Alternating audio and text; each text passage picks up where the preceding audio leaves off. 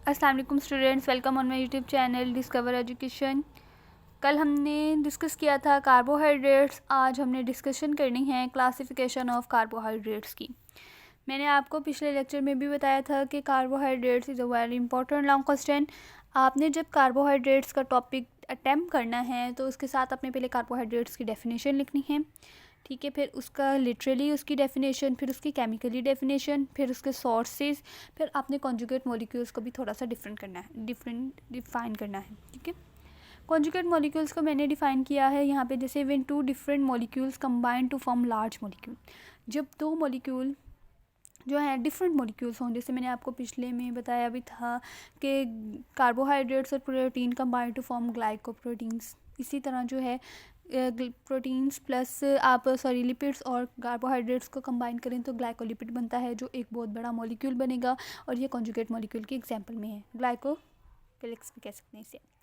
आज हमने देखें, आपने जब कार्बोहाइड्रेट्स का डिस्कस करना है ना, तो ये छोटी सी डेफिनेशन भी आप लिख सकते हैं। ये आपको हेल्पफुल करेगी आपके पेपर को, आपके क्वेश्चन को स्ट्रॉन्ग, आपको मार्क्स को इम्प्रूव करने के लिए, आपके लिए ये हेल्पफुल होगी। नेक्स्ट इंशाल्लाह तो आगे हमने कॉन्जुगेट मॉलिक्यूल्स का डिस्कस करना ही करना है। देखें क्लासिफिकेशन ऑफ कार्बोहाइड्रेट्स, यहाँ पे भी बहुत अच्छी डेफिनेशन लिखी हुई है कार्बोहाइड्रेट्स की। कार्बोहाइड्रेट्स जो है वो एक ग्रीक वर्ड है जिसका नाम सेक्रोन मीनिंग शुगर है, और इसे 3 ग्रुप्स में डिवाइड किया गया है: monosaccharides, oligosaccharides, polysaccharides. Mono mean 1, saccharides mean sugar, ठीक है। ये हमने डिस्कस कर लिया। नेक्स्ट हम डिस्कस कर रहे हैं मोनोसेक्राइड्स। Mono mean 1। जब देखें आप कोई चीज़ एक की सूरत में हो तो वो ईजी होती है, कॉम्प्लेक्स नहीं होती, उसे समझना आसान होता है। इसी तरह अगर मैं मोनोसेक्राइड्स की एग्जाम बताऊँ, आपको डिस्कशन इसकी बताऊँ, तो मोनोसेक्राइड्स भी सिंपल शुगर हैं। ये स्वीट इन टेस्ट, ये टेस्ट में मीठी होती हैं, सॉल्यूबल हो जाती हैं वाटर में। अब देखें, आप मोनोसेक्राइड्स से निचली कोई शुगर नहीं बना सकते हैं। मोनोसेक्राइड्स सबसे सिंपलेस्ट फॉर्म है शुगर की, इससे ज़्यादा आप सिंपलेस्ट फॉर्म नहीं बना सकते शुगर की, ठीक है। कार्बोहाइड्रेट्स की आप जो घर में इस्तेमाल करते हैं वो ऑलमोस्ट मोनोसेक्राइड्स ही हैं, ठीक है। आप ये नहीं कि शुगर से कहें कि जी मैं अब मोनोसेक्राइड से कहें जी मैं अब इसको जो है वो यूनिसेक्राइड बना लूँ, तो ऐसा मुमकिन नहीं है।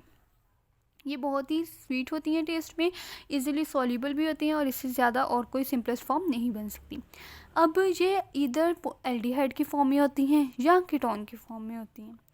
एल्डिहाइड की फॉर्म में देखिए, मैंने आपको कल भी बताया था कि एल्डिहाइड का फंक्शनल ग्रुप क्या है। ये मैंने यहाँ लिखा हुआ है कि एल्डिहाइड का ये फंक्शनल ग्रुप है। इसके अलावा कीटोन का फंक्शनल ग्रुप मैंने आपको कल लिख कर दिखाया था ऐसे, ये कीटोन का फंक्शनल ग्रुप है, ठीक है। अब मोनोसेक्राइड्स जो होती हैं वो इधर एल्डिहाइड ग्रुप से भी बिलोंग कर सकती हैं, कीटोन के ग्रुप से भी बिलोंग करती हैं, और इनके साथ जो है वो एक हाइड्रोक्सिल का ग्रुप अटैच होता है। जैसे OH जो है ना, ये हाइड्रोक्सिल का ग्रुप है, ठीक है। अब जो कार्बन जो है वो एल्डिहाइड के ग्रुप से अटैच होगा वो जो है वो एल्डो शुगर कहलाएगी, और जो कीटो के ग्रुप से अटैच होगा वो कीटो शुगर कहलाएगी। नेचर में मोनोसेक्राइड्स की बात करूँ तो इसकी लिमिट है कि 3 से 7 तक कार्बन एटम्स ही इसमें पाए जाते हैं, इससे ज़्यादा इसमें कार्बन एटम्स नहीं पाए जाते हैं। जिसके साथ 3 कार्बन एटम अटैच होंगे उसे आप ट्रायोसिस कहेंगे। 4 कार्बन एटम अटैच होंगे तो टेट्रोसिस, 5 होंगे पेंटोसिस, 6 होंगे हेक्सोसिस, 7 होंगे हेप्टोसिस। 3 से कम नहीं, 7 से ज़्यादा नहीं। ये मोनोसेक्राइड्स की एक बहुत ही इंपॉर्टेंट, मैं कहती हूँ ये बहुत कैरेक्टरिस्टिक्स है, बहुत ही खूबसूरत कैरेक्टरिस्टिक है कि 3 से 7 तक कार्बन एटम्स में ही रहती है। इसका जनरल फार्मूला भी ऑलमोस्ट पिछला ही कार्बोहाइड्रेट्स का जो हमने पढ़ा था C6H12O6, ऐसा कि इसमें भी रेशो जो है वो 2:1 ही बनती है, ठीक है। और ये होल नंबर हो सकते हैं 3 to many thousand, ठीक है। अब 2 ट्रायोसिस जो हैं इन्होंने मेंशन किए गए हैं, जो इंटरमीडिएट है रेस्पिरेशन में और आप कह सकते हैं फोटोसिंथेसिस में। टेट्रोसिस जो है ना वो बहुत कम है नेचर में, ठीक है। ये कुछ बैक्टीरिया में ही पाए जाते हैं, वैसे ये इतने ज़्यादा एग्जिस्ट नहीं करती हैं। पेंटोसिस और हेक्सोसिस जो हैं वो मोस्ट कॉमन है, ठीक है। ये देखें नीचे आपको राइबोस पे एक पेंटोस शुगर दिखाई गई है, ये बहुत ही इंपॉर्टेंट है। पेंटोस शुगर हमने अपने उसमें भी पढ़नी है ATP के स्ट्रक्चर में कि पेंटोस शुगर होती है। ये वाला जैसे अब पेंटोस लें, 1 2 3 4 5 कार्बन लिए मैंने, 5 कार्बन लेकर सबके साथ तकरीबन OH लगा दिया, सबके साथ लगा दिया OH, ठीक है। अब जो लास्ट वाला है ना उसके साथ एक H और कर देना है अटैच। इसको आप इजी वे में ऐसे भी याद कर सकते हैं कि ये देखें 1 2 3 4 5, ये 5 हो गए, ठीक है। अब इधर में OH, ठीक है। अब एक इधर OH, इसके साथ OH, इसके साथ भी OH, ठीक है। ये बात क्लियर होगी। अब हमने इधर से दूसरे वाले से स्टार्ट करना है और एक H इसके साथ हमने 2 H अटैच करने हैं। ये एक नीचे अटैच कर दिया, ये एक राइबोस शुगर बन गई, पेंटोस बन गई, ठीक है। इसी तरह ग्लूकोज का लें, ठीक है। ग्लूकोज में ऐसे ही 6 कार्बन एटम्स अटैच करेंगे, सबके साथ OH, साथ HH और लास्ट वाले के साथ एक H हम जो है वो एक्स्ट्रा अटैच करेंगे, ठीक है। इसी तरह आप राइबोस को देखें, आप इसके साथ ही राइबोफ्यूरानोज है, ठीक है। इसके डी राइबोस भी कह सकते हैं, मतलब कि डेक्स्ट्रो राइबोस भी कह सकते हैं। 1 2 3 4 जो कार्बन एटम्स होते हैं वो हमारे रिंग के अंदर होते हैं और एक कार्बन जो है वो रिंग के बाहर होता है। इसी तरह ग्लाइकोपाइरोनॉस में देखें आप 1 2 3 4 5 कार्बन जो हैं वो हमारे रिंग के अंदर है और एक कार्बन हमारा बाहर है। अब आपने मेन बात क्या देखनी है, ये डी ग्लूकोज है, ये डी राइबोस है, ठीक है। हमने इसके अंदर 4 रखे, इसके अंदर 5 रखे, जिसकी वजह से हमने इसे राइबोस कह दिया, इसे हमने ग्लूकोपाइरोनोस कह दिया।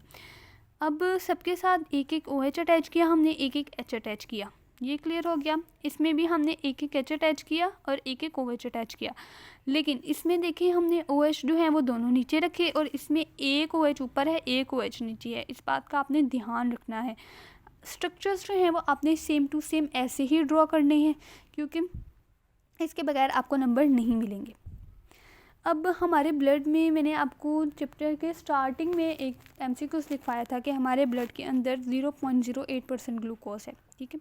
ग्लूकोज देखें, अगर किसी का BP वगैरह लो होता है तो हम उसे क्या कहते हैं जी, इसे चॉकलेट खिला दें या कुछ ग्लूकोज वाली चीज़ दे दें ताकि ना इसका जो है वो BP जो है वो अप हो थोड़ा सा, क्योंकि इसके अंदर एनर्जी है।